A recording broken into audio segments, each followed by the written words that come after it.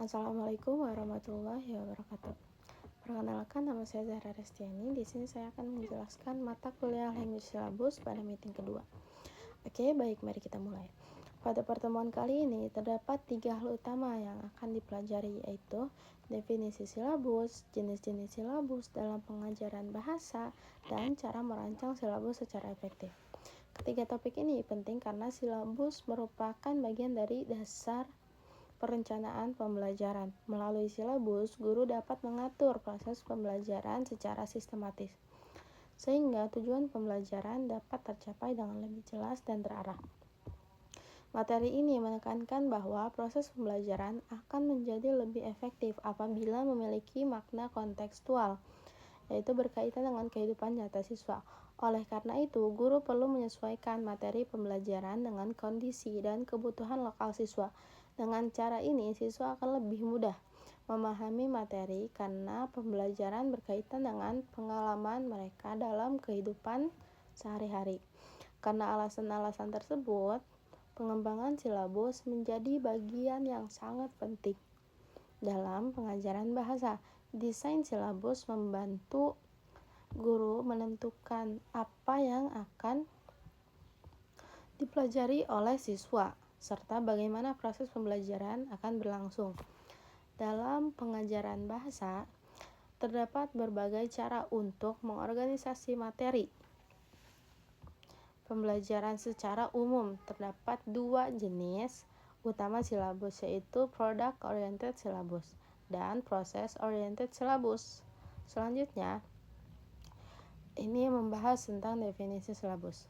Silabus dapat diartikan sebagai garis besar atau rencana pembelajaran yang menjelaskan bahasa atau materi yang akan diajarkan kepada suatu kelas selama periode tertentu. Biasanya silabus disusun untuk satu periode pembelajaran, misalnya 1 semester atau 1 tahun ajaran. Dalam sistem pendidikan di Indonesia, silabus biasanya dirancang untuk 1 semester. Silabus juga merupakan rencana pembelajaran yang terstruktur yang menjelaskan berbagai komponen penting dalam proses pembelajaran. Komponen tersebut meliputi tujuan pembelajaran, materi yang akan diajarkan, untuk urutan pembelajaran, metode pengajaran, serta strategi penilaiannya. Selain itu, silabus juga menentukan urutan kegiatan pembelajarannya sehingga guru dapat merencanakan aktivitas belajar untuk setiap pertemuan di kelas, mulai dari pertemuan pertama hingga pertemuan terakhir. Menurut Richard pada tahun 2001, silabus merupakan spesifikasi isi dari suatu program pembelajaran. Artinya, silabus menjelaskan secara rinci tentang apa saja yang akan dipelajari oleh siswa selama mengikuti suatu program pembelajaran. Materi kemudian menjelaskan tentang jenis-jenis silabus dalam pengajaran bahasa. Secara umum, silabus dapat dibagi menjadi 2 kelompok besar, yaitu Product Oriented Syllabus dan Process Oriented Syllabus. Product Oriented Syllabus adalah jenis silabus yang berfokus pada hasil pembelajaran atau outcome yang ingin dicapai oleh siswa.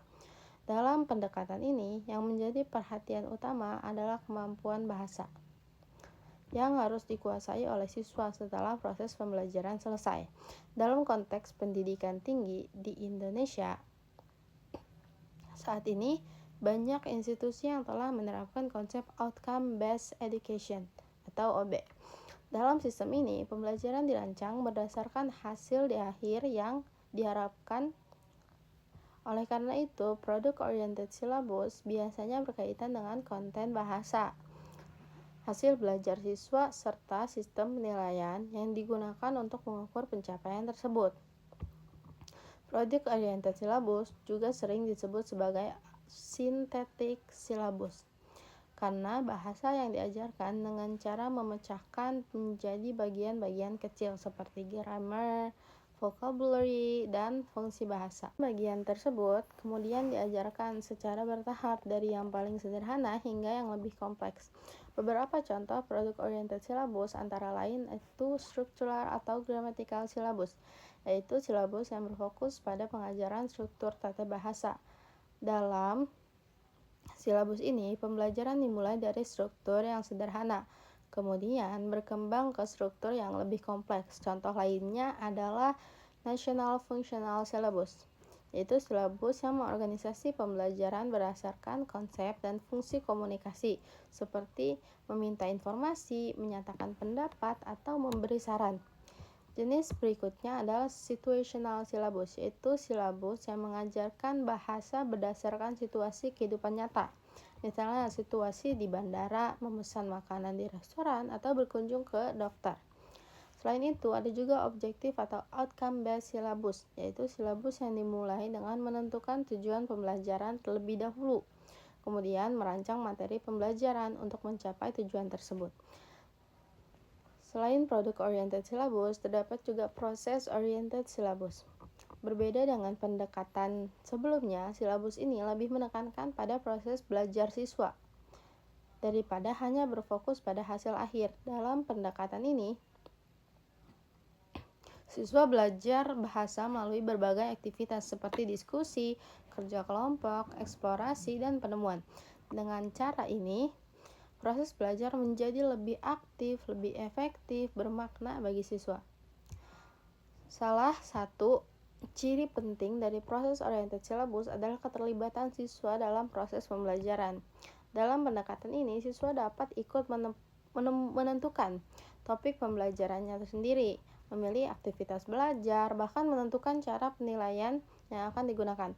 Pendekatan ini banyak dipengaruhi oleh teori Communicative Language Teaching atau CLT dan Constructivist Learning Theory yang menekankan pentingnya pengalaman belajar aktif bagi siswa. Beberapa jenis proses oriented syllabus adalah antara lain task-based syllabus, yaitu silabus yang berfokus pada penyelesaian tugas-tugas komunikasi seperti diskusi atau pemecahan masalah. Ada juga content-based syllabus, yaitu silabus yang mengajarkan bahasa melalui pelajaran lain seperti sains, sejarah, atau bisnis. Selain itu, terdapat proses silabus, yaitu jenis silabus yang paling fleksibel karena guru dan siswa bersama-sama menentukan materinya, aktivitasnya, dan penilaian pembelajarannya. Materi juga menjelaskan konsep sintetis silabus dan analitik silabus. Sintetis silabus mengajarkan bahasa dengan membagi materi menjadi bagian-bagian kecil seperti struktur bahasa, kosakata, atau fungsi-fungsi bahasa yang kemudian digabungkan oleh siswa saat digunakan dalam komunikasi. Sebaliknya, analitik silabus menyajikan bahasa secara langsung dalam bentuk penggunaan bahasa yang utuh tanpa memecahnya terlebih dahulu ke dalam bagian-bagian kecil. Dalam pendekatan ini, siswa diharapkan dapat menentukan pola bahasa secara alami sesuai apa yang mereka ketahui melalui pengalaman menggunakan bahasa tersebut. Bagian terakhir dari materi ini menjelaskan tentang cara merancang silabus secara efektif.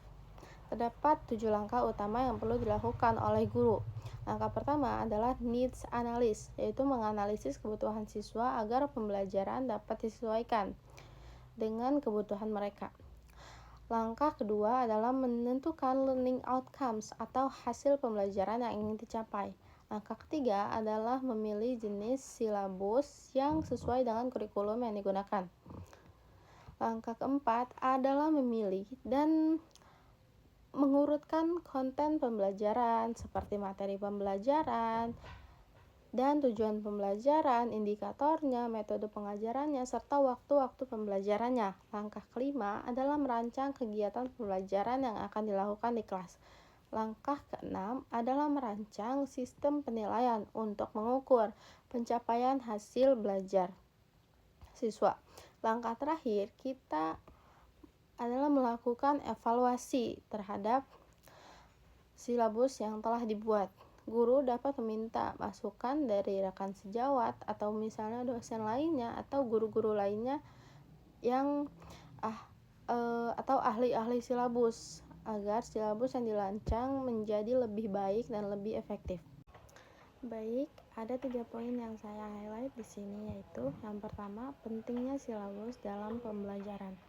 Silabus merupakan rencana pembelajaran yang menjabarkan kurikulum, secara lebih rinci, termasuk tujuan pembelajarannya, materinya, kegiatan belajarnya, metode pengajarannya, dan sistem penilaiannya, sehingga proses pembelajaran dapat berjalan dengan terarah dan sistematis. Yang kedua yaitu dua jenis utama silabus dalam pengajaran bahasa. Terdapat dua jenis silabus, yaitu product oriented syllabus yang berfokus pada hasil atau learning outcomes yang ingin dicapai siswa, dan proses oriented syllabus yang lebih menekankan pada proses belajar melalui aktivitas seperti diskusi, tugas, dan interaksi. Yang ketiga yaitu langkah-langkah merancang silabus. Perancangan silabus dilakukan melalui beberapa tahap penting seperti need analysis, menentukan learning outcomes, memilih jenis silabus, menyusun konten dan kegiatan pembelajaran, merancang penelitian, serta melakukan evaluasi dan revisi silabus. Baik, mungkin itu saja yang bisa saya sampaikan. Terima kasih. Assalamualaikum warahmatullahi wabarakatuh.